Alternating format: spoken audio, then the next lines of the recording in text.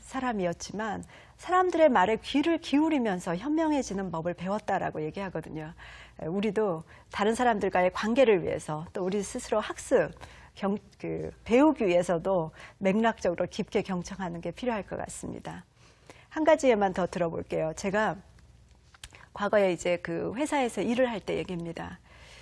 그 회사는요, 성수기가 있어요. 1년에 한 2달만 이제 열심히, 그러니까 2달 동안은 굉장히 바쁘게 일을 해야 되는 그런 비즈니스인데, 제가 이제 그 2달 동안은 직원들이 야근도 많이 해야 되고, 주말 근무도 해야 되고, 새벽에 나와서 일해야 되고, 굉장히 이제 힘들게 됩니다. 근데 이제 어느 날 제가 이제 그 역시 성수기 기간에 지나가다가 우리 그 직원을 만난 거예요. 그래서 제가 물어봤습니다. 김주임 요새 어때? 힘들지? 이렇게 얘기했는데, 그 친구가 저한테 기다렸다는 듯이 마치 저를 원망하는 듯이 엄청 힘들다는 얘기를 이제 불평처럼 쏟아붓는 거예요. 뭐 지금 내가 여기 3년 차 됐는데 아무리 성수기라도 올해는 진짜 너무 힘든 것 같다. 어제는 1시까지 일하고 들어갔는데 오늘 아침 8시 나왔더니 고객 게시판이 난리가 났고 뭐 몸도 안 좋고 이런 얘기를 쭉 하는 겁니다.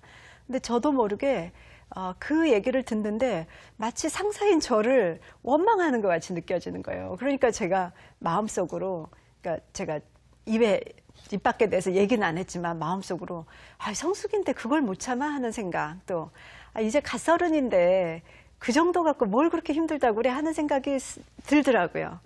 그런데 여러분 생각해 보세요. 그럴 때 그 직원이 저한테 정말 말하고자 하는 게 무엇이었을까? 아까 우리가 봤을 때 빙산의 그 밑바닥에 있는 전달하고자 하는 게 뭐였을까? 여러분 짐작하시겠죠? 그 사람은 내가 이렇게 힘든데도 열심히 일하고 있다는 거를 상사인 당신은 알아야 된다. 인정해달라. 이 얘기를 하는 거 아니겠습니까? 그거를 들을 수 있고 헤아릴 수 있는 게 바로 맥락적 경청입니다. 자, 다음으로는요, 저희가 질문법에 대해서 한번 이제 알아보도록 할게요.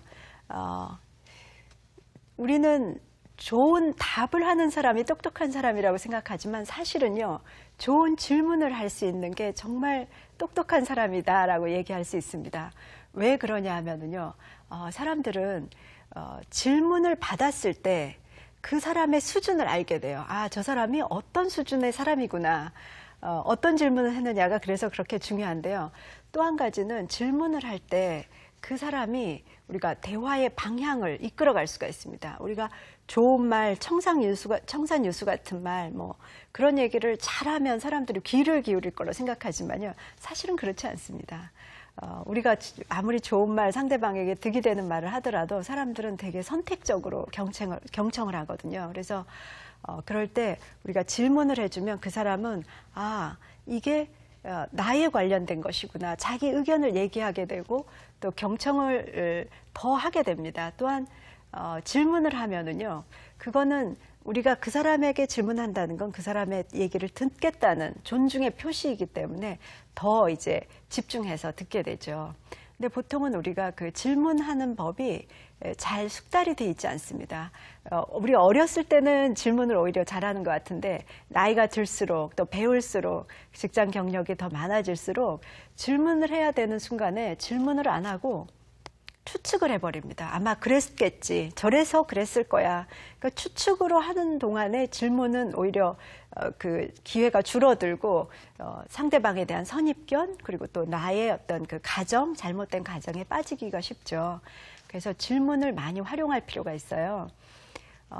제가 그 사례로서 한 가지 얘기를 드리면은 여러분 오프라 윈프리라는 방송인 잘 아시죠? 정말 그 많은 미국인들뿐만 아니라 전 세계인의 그 사랑과 존경을 받고 있는 여성 리더 중에 하나이고 톡쇼의 이제 여왕이다라고 얘기도 하는데요. 그 오프라 윈프리도 과거에는 상당히 불우한 그런 시간을 보냈습니다. 흑인이고 사생아였고 자기가 정말 어렸을 때부터 성폭행에도 노출이 되었고요. 10대 때 마약을 했다는 고백도 했었어요. 14살 때 아기를 낳아서 눈앞에서 죽어가는 걸 볼 정도로 불행하고 불우한 삶을 살았다고 하죠. 그런데 그 오프라 윈프리가 어떤 얘기를 하냐면요. 자기 삶을 바꿔줬던 질문이 하나 있었다. 즉 삶을 변화시킨 질문이라고 얘기를 하는데 그게 어떤 질문이었냐 하면은요. 자기 그 의붓 아버지가 있었어요. 자기가 16살 때 가출 소녀들의 보호소에 갔는데 거기는 보호자가 와서 인수증에 사인을 해야 됩니다. 그런데 생모가 인수를 포기해버려요. 예, 그런 상황에서 그 의붓 아버지가 와서 이 소녀에게 기꺼이 사인을 하고 나올 수 있게 해주면서 질문을 합니다. 어떤 질문을 하냐면요. 얘야, 이 세상에는 사람들이 참 많지만은 크게 보면 세 종류의 사람이 있다.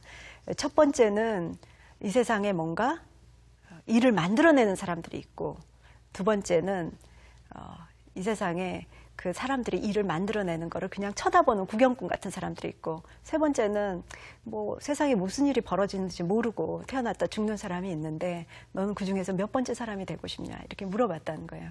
근데 자기가 그 말을 들었을 때 나는 정말 이 세상에 구경꾼이나 또는 뭐 무슨 일이 벌어지는지도 모르고 죽는 사람이 아니고 뭔가 일을 만들어내는 사람이 되고 싶어 이렇게 생각을 했다는 거예요. 여러분 생각해 보세요. 그 소녀가 16살이 될 때까지 야야 인생은 그딴 식으로 살아서는 안 돼. 공부 열심히 해야 돼. 이런 얘기 얼마나 많이 들었겠습니까? 하지만 정작 그 사람을 변화시킨 것은요.